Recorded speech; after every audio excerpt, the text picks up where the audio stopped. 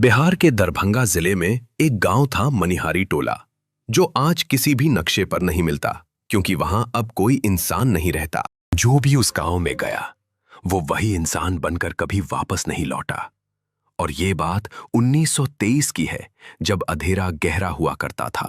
उस गांव में एक जमींदार रहता था, बलदेव मिश्रा, 32 साल का, जिसके पास जमीन थी, मकान था, इज्जत थी, पर अंदर से वो पूरा टूटा हुआ था। बलदेव का बाप 14 साल की उम्र में गुजर गया था और तब से बलदेव ने अपनी मां कमला देवी को बिल्कुल अकेले संभाला था, बिना किसी सहारे के।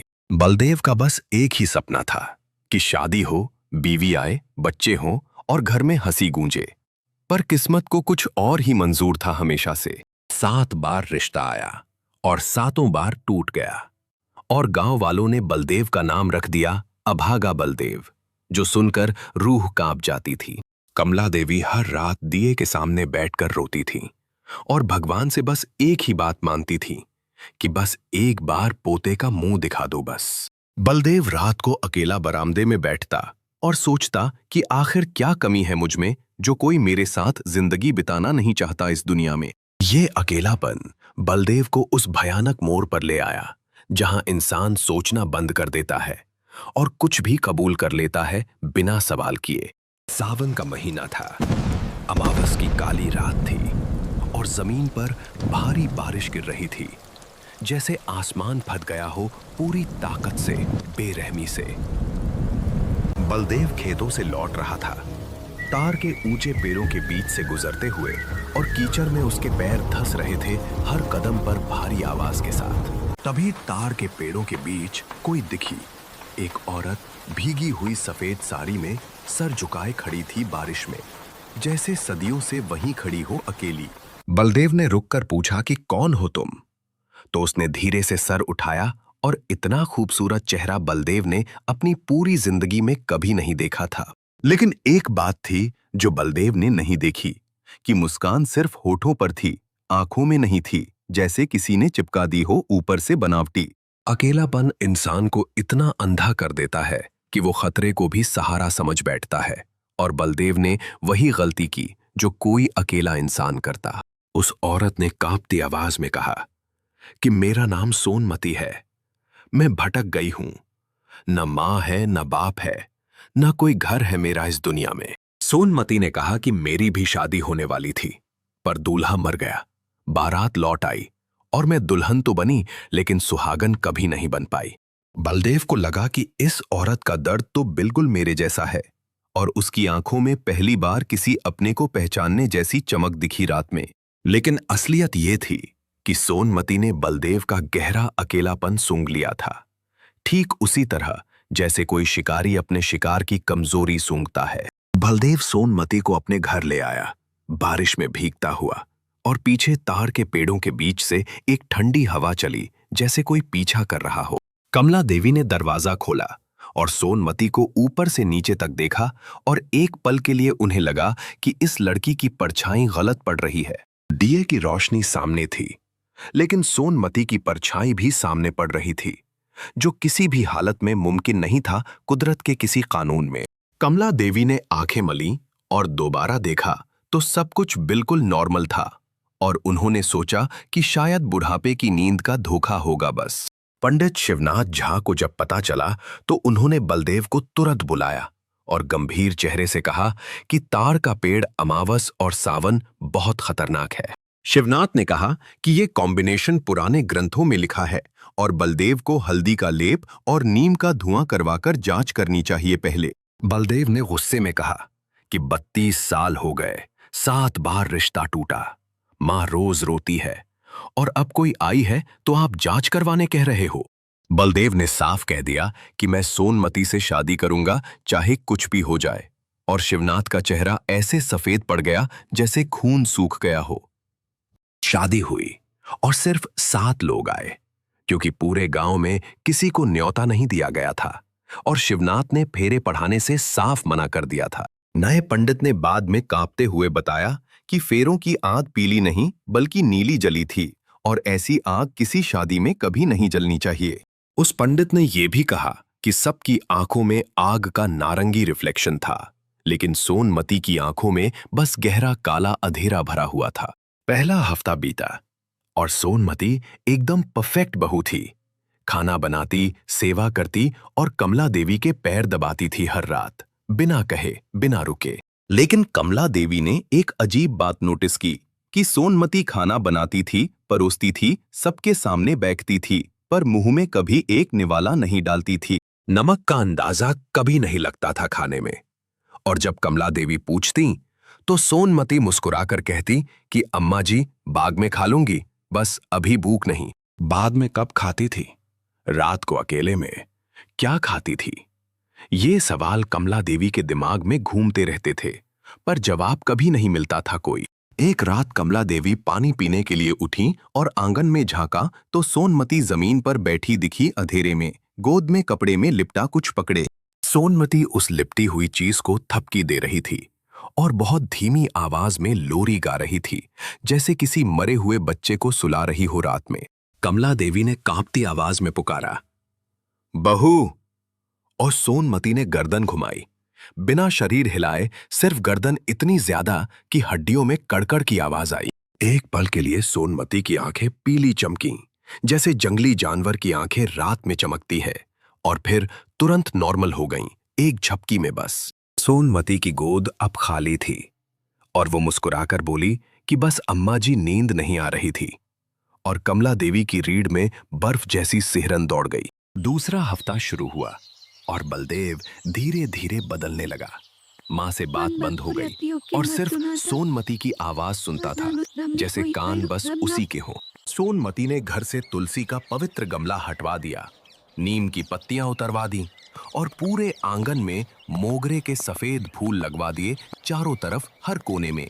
पूरे घर में मोगरे की मीठी खुशबू भर गई, लेकिन उस खुशबू के नीचे कुछ सड़ा हुआ छुपा था, जैसे सफेद फूलों में कोई लाश दबी हो, बहुत गहरे में। एक शाम कमला देवी ने बलदेव का हाथ पकड़कर पूछा कि बेटा, तू ठीक है? और बलदेव ने मुस्कुराकर हाथ छुड़ा लिया, पर वो मुस्कान बलदेव की नहीं थी। वो मुस्कान सोनमती की थी, बेटे के चेहरे पर बहू की मुस्कान थी। और कमला देवी ने पहली बार समझा कि बलदेव अब बलदेव नहीं रहा, कुछ बदल गया है। तीसरे हफ्ते बलदेव का छोटा भाई रामदेव पटना से आया, अपनी बीवी फूलमती और छोटे बेटे गोलू के साथ, और घर में पहली बार चहल पहल हुई थोड़ी सी। सोनमती ने मुस्कुराकर गोलू को गोद में उठाया और गोलू ने ऐसी जोर की चीख मारी कि पूरा घर हिल गया, क्योंकि बच्चों को वो चीजें दिखती हैं जो बड़ों को नहीं। फूलमती ने 3 दिनों में 3 अजीब बातें नोटिस की कि सोनमती कभी मंदिर की दहलीज के अंदर पैर नहीं रखती थी, चाहे कोई कितना भी बुलाए उसको। दूसरी बात ये कि सोनमती के पैरों की उंगलियां उल्टी मुड़ी हुई थीं, जो साड़ी के नीचे छुपी रहती थीं। और तीसरी बात सबसे खौफनाक थी बिल्कुल। रात 9 बजे फूलमती ने सोनमती को रसोई में अंधेरे में बुदबुदाते सुना, जहां कोई दिया नहीं जल रहा था, और आवाज ऐसी थी जैसे कई लोग एक साथ बोल रहे हों। सोनमती बुदबुदा रही थी कि पूरा परिवार चाहिए, माँ है, बेटा है, छोटा बेटा आया, बहू आई, बच्चा आया, मेरा परिवार जो मेरा कभी नहीं हुआ, अब कोई नहीं जाएगा। गोलू अगले दिन बीमार पड़ गया। बुखार 105 डिग्री था और वो बिस्तर पर तड़पते हुए बड़बड़ा रहा था, आंखें आधी खुली आधी बंद, कांपते हुए लगातार। गोलू कांपते हुए बोला कि वो आंटी आती है, रात को मेरा मुंह पकड़ती है और कहती है कि तू मेरा बच्चा है, और उसके हाथ बर्फ जैसे ठंडे होते हैं। रामदेव ने बलदेव से बात की तो बलदेव ने गुस्से से घूरा और उसकी आवाज भारी और बदली हुई थी, जैसे गले में कोई और बोल रहा हो, किसी और की जबान से। बलदेव ने गरज कर कहा कि भाभी के बारे में एक शब्द और बोला तो ठीक नहीं होगा, और रामदेव ने उस रात फैसला किया कि सुबह होते ही निकलेंगे यहां से। लेकिन सुबह कभी नहीं आई रामदेव के लिए, क्योंकि उस रात ठीक 2:47 पर कुछ ऐसा हुआ जो किसी इंसान को कभी नहीं देखना चाहिए। रामदेव रात को प्यास से उठा और अंधेरी रसोई में गया और कांपते हाथों से माचिस जलाकर मिट्टी का दिया जलाया, जिसकी पीली लौ दीवारों पर नाची। रामदेव ने दिया लेकर पलटा और जमीन पर कोई बैठा दिखा, पीठ उसकी तरफ, लंबे काले बाल जमीन तक फैले हुए। और चप चप चप की गीली आवाज आ रही थी। वो आवाज कुछ कच्चा खाने की थी, कुछ गीला, कुछ नरम, और बीच में क्रक की आवाज आई, जैसे कोई हड्डी दांतों तले टूटी हो अंधेरी रसोई में उस रात। रामदेव ने कांपते हाथ से दिया आगे बढ़ाया और जमीन पर ताजा खून फैला दिखा, और कच्चा मांस था जिसे नोच कर खाया जा रहा था, और बगल में कटा हुआ पंजा था। वो पंजा किसी जानवर का नहीं था, वो एक इंसान का कटा हुआ पंजा था, जिसकी उंगलियां अभी भी अकड़ी हुई थीं और नाखून जमीन पर खरोच के निशान बना रहे थे। रामदेव का हाथ कांपा और जमीन पर बैठी उस आकृति ने खाना बंद किया और गर्दन घुमाना शुरू किया धीरे धीरे, बिना शरीर हिलाए, सिर्फ गर्दन, बस गर्दन। गर्दन 90 डिग्री घूमी, फिर 120, फिर 150, और हर मोड़ पर हड्डियों की कड़कड़ की आवाज रसोई की दीवारों से टकराकर गूंजती रही। गर्दन पूरी 180 डिग्री घूम गई और अब चेहरा पूरा उल्टा था, और वो सोनमती थी।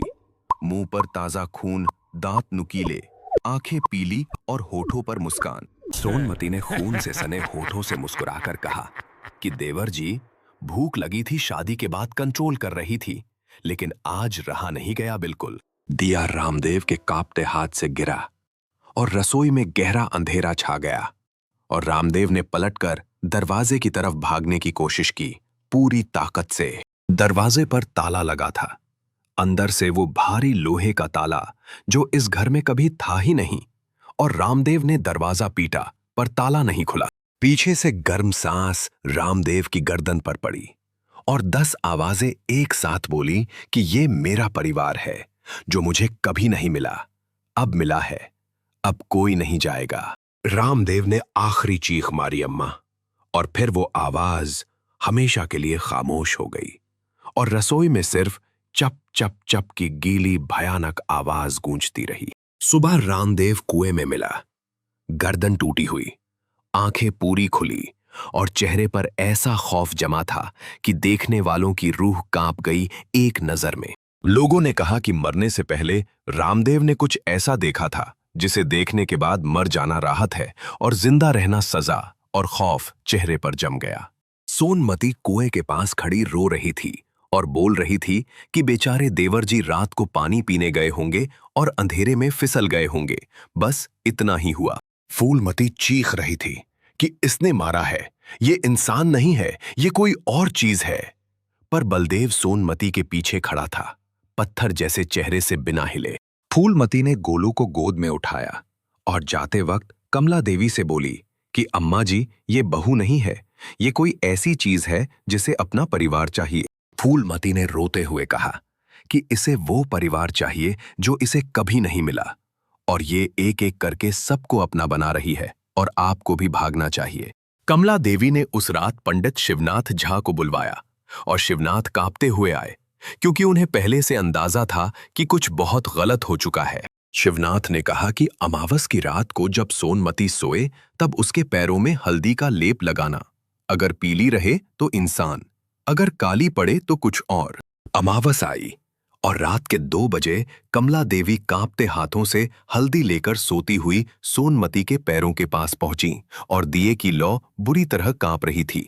कमला देवी ने हल्दी का लेप सोनमती के पैर पर लगाया, और हल्दी ने जैसे ही त्वचा छुई पीले रंग से काली हो गई, तुरंत जैसे आग ने जला दिया हो। सोनमती के शरीर से सड़ते हुए मांस की ऐसी तेज गंध उठी कि कमला देवी का दम घुटने लगा, और कमरे में मोगरे की खुशबू मौत की बदबू में बदल गई। सोनमती की आंखें अचानक खुली, पूरी पीली चमकती हुई, और उसने फुसफुसाकर कहा कि अम्मा जी, चेक किया, भरोसा नहीं है अपनी बहू पर आपको जरा भी।